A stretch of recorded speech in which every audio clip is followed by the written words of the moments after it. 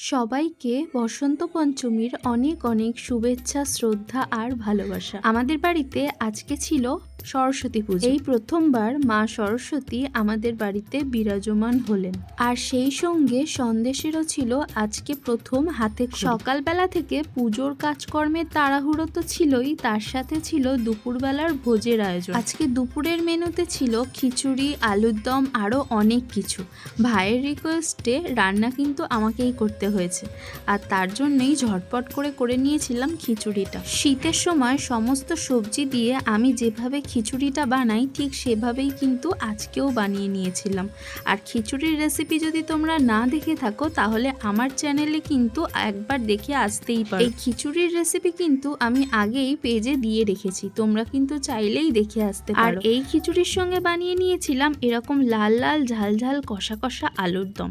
সে যে কি খেতে ভালো হয়েছিল, যারা যারা খেয়েছে প্রত্যেকে নাম করেছে। এই লাল লাল আলুর দমের রেসিপি যদি জানতে চাও তাহলে কিন্তু অবশ্যই আমাকে কমেন্টে লিখো, আর কোথা থেকে তুমি আমার ভিডিও দেখছো সেটা জানাতে কিন্তু একদমই ভুলো না। খিচুড়ি আর আলুর দম হয়ে যাওয়ার পরপরই ঠাকুরমশাই এসে গিয়েছিল হোমের জন্য।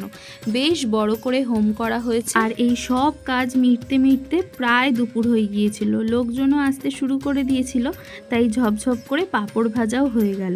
তো আজকে কি কি রান্না করেছি সেটা একবার তোমাদের সঙ্গে দেখি। শীতের পাটালি গুড়ের ঘন পায়েস, তোমাদেরকে তো দেখালামই। এরকম ঝাল ঝাল আলুর দম, তার সঙ্গে পেঁপের চাটনি। এটা কিন্তু পেঁপের প্লাস্টিক চাটনি।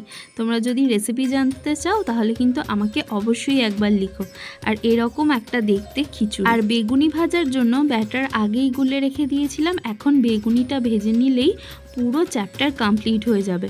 লোকজনও বসতে শুরু করে দিয়েছে, যেহেতু গরম গরম বেগুনি পাতে দেব সেই জন্য লাস্টে ভাজছি। ব্যাস, বেগুনি ভাজাও আমার প্রায় কমপ্লিট, আর সবাই খেতে বসে গেছে। আজকের শুভ পঞ্চমী তিথিতে তোমরা কেমন কাটালে সরস্বতী পুজো সেটা কিন্তু অবশ্যই আমাকে জানিও কমেন্ট বক্সে। আর আমার এই ছোট্ট ছোট্ট ভিডিওগুলো তোমাদের কেমন লাগছে সেটাও কিন্তু আমাকে অবশ্যই জানিও।